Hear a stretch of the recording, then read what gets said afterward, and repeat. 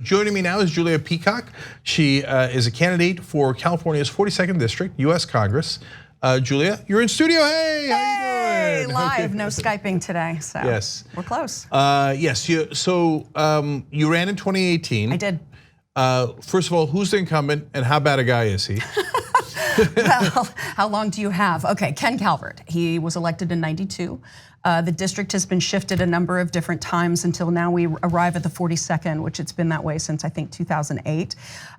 26 years of earmarks to build his own personal wealth.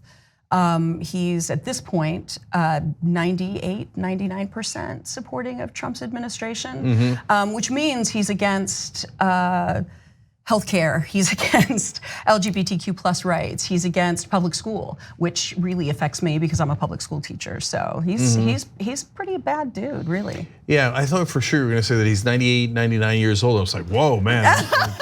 I'm like, I don't think age should be an issue, but right, that's really getting dicey. He's up on the ageism, Peacock. Yeah, but look, in a district that's a little split, I could see why you'd want to be 99% for Trump. No, I can't see that enough. Did he vote to take away the Affordable Care Act? Absolutely. Every single time it's come up for repeal, he's been right on that bandwagon. So only about 58 times then. Right, yeah. Okay, got you. And so, look, I was in, so this is Riverside, right? Yeah. So I was in Riverside during Christmas. And I did a whole post game about it and stuff. First of all, good news for you. Lots of Young Turks viewers in Riverside. So yeah.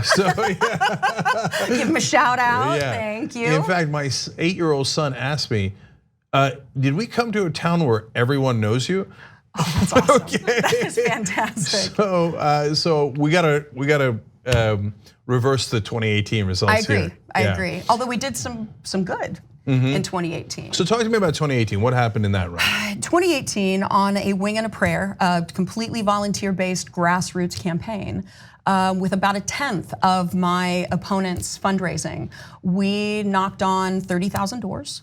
We wrote 80,000 handwritten postcards, sent about 200,000 emails, 150,000 text messages, and eroded his R+9 to an R+7, so 43.5 percentage points from a literally unknown candidate, public school teacher. We did it with talking to all voters about issues. And I think that's one of the challenges in a district like mine. We only have 29.7% of our registered voter total is actually Democrats. So we made a very concerted effort to talk to especially women, Republicans and independents, not about, hey, I'm a Democrat, even though I'm a proud progressive, but about the fact that we've got healthcare at stake. We've got immigration rights at stake. We have all of these issues that matter to us. And it isn't about Republican or Democrat or anything in between. It's about who is going to go to Washington, D.C. and fight for you and the issues that matter to you and will absolutely make your daily lives better. So I want to go back to 2018 in a second, but I want to stay on the issues that you mentioned. Sure. So you're for single-payer Medicare for all. Absolutely. Now, a lot of the Schumers and the Pelosi's of the world would say, hey, don't do that. You're in a red district. Right. That's too far left. Right. How do you respond to that? Well, first of all, we're not doing enough, and I realize it's because this is the first time we've actually held the House or any part of Congress in quite some time, but we're not doing enough to ensure that the ACA is protected. And the ACA was an amazing accomplishment, but it just didn't go far enough. And 80,000 people in my district are actually supported by the Affordable Care Act and the California Exchange.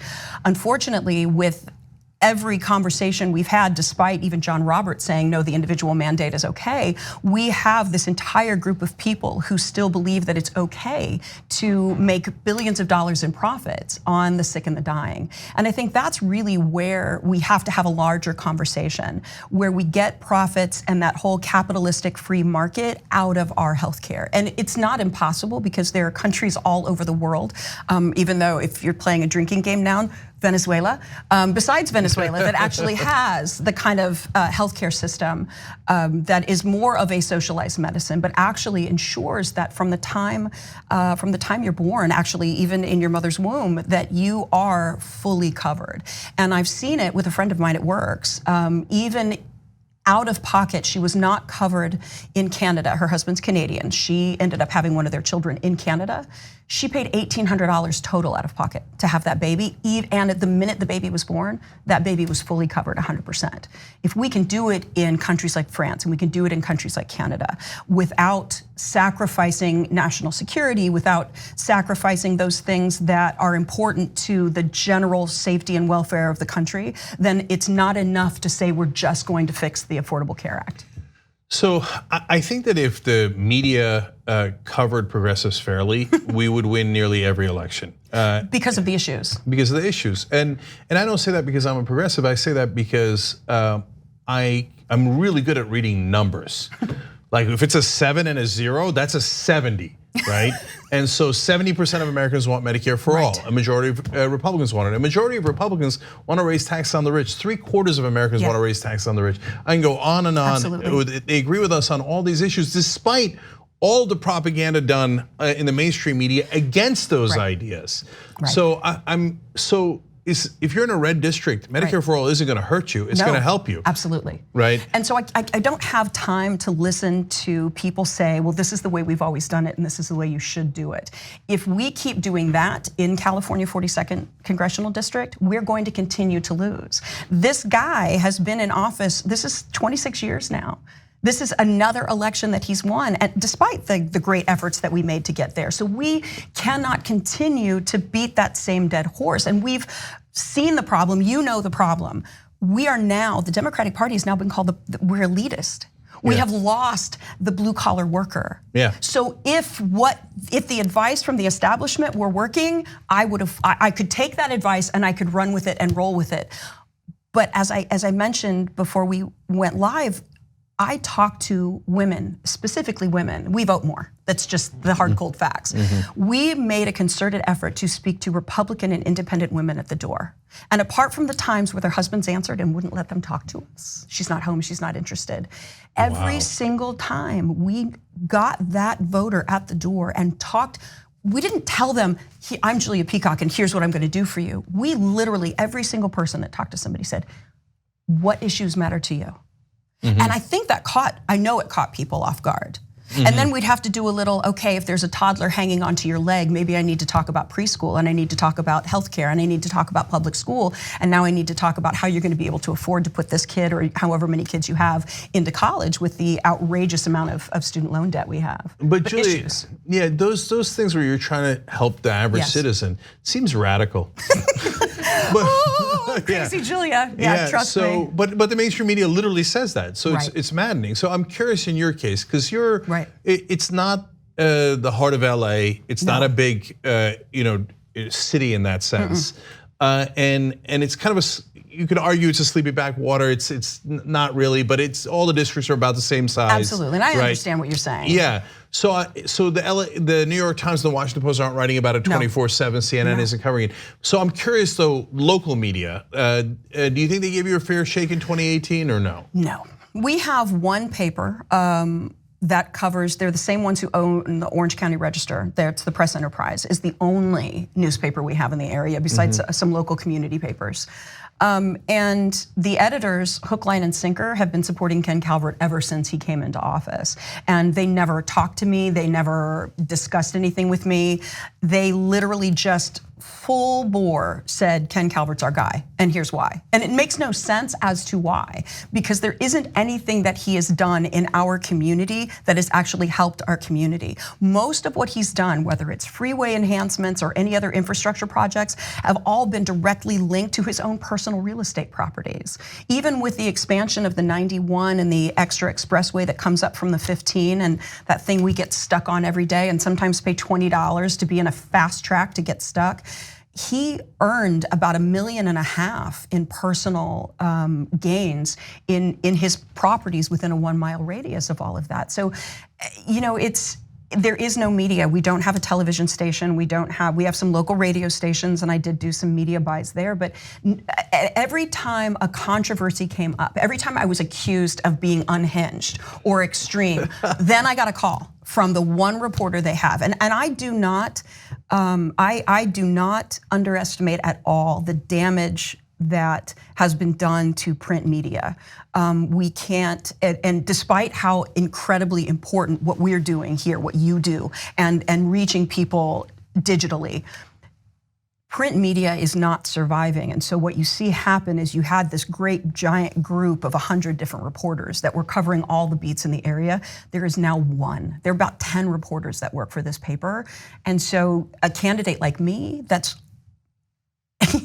extreme, I guess, in the sense of these ideas that aren't fitting in the Democratic establishment and certainly don't fit with what's going on with the GOP right now, there's not going to be any coverage. No, being on the same side as 3/4 of the American people does sound a bit extreme. I know. But it goes to show you, like, no, the media has this groupthink, and they've and also in towns there's a certain power structure. Definitely. It's not an accident that the local newspaper, et cetera, says, oh, the congressman who hasn't done anything for you guys, definitely reelect him. Right. Definitely do that, right? Because the editor and the publisher have certain vested interests that are not necessarily the same as their readers.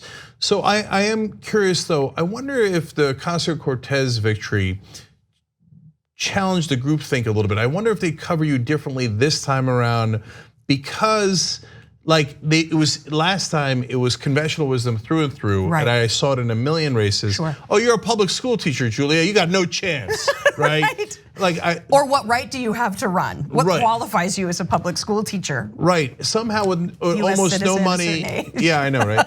With almost no money, you won the primary anyway. Right. And I saw progressives do that over and over again, and still it wouldn't get through the thick heads of the media. They're like, no, it must have been a fluke. Right. No, you're still illegitimate. Yeah. Right, because you're not a corrupt politician, you're illegitimate. Right.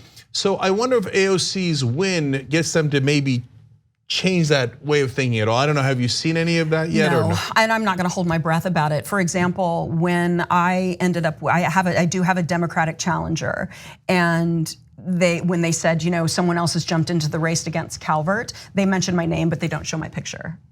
So they show the new guy, and then it's really kind of the same thing. I don't have a really strong relationship with the one reporter that we do have, because I got tired of him calling me and asking for comments only when there was something else that had come up negative. Well, Julia, did you say this? Julia, did you say that? You've been accused of doing this. It's like, would you like to talk to me about my actual issues? Would you like to talk to me about how we're going to attack this district in a way that maybe you haven't seen in a while? No, not really. Yeah. Just push those buttons. For the audience here, look, I tell progressive candidates, I told them in 2018, and I'm still telling them in 2020, the luckiest you can get is negative attention from the press. They're never gonna give you positive attention. Absolutely. Never, ever, right? So you actually should call that reporter and be like, oh yeah, you wanna know something else I believe in? Yeah. Right? Okay. Just throw myself at him. Hey, Jeff. Right. Jeff, I got some juice for you. I believe in Medicare for all. Yeah, that's right. I think amnesty is actually protected by our laws. Oh, wow, okay, yeah, just go full bore. Yeah. Oh, the Dreamers my team's taking note. The Dreamers should have pathway to citizenship. 84% of Americans agree with me. Go nuts, Jeff. How dare you? Right? How dare we? How dare we? So anyway, Julia, you're kind of awesome. Oh, shucks. Yeah, I love your attitude. I love it. I'm glad. So look, for you guys, it's gonna be hard to remember website though. Peacockforcongress.com. Really hard. Okay. So and obviously you can volunteer, because you see how much she uses and relies on volunteers. So you got to be there for her. Okay.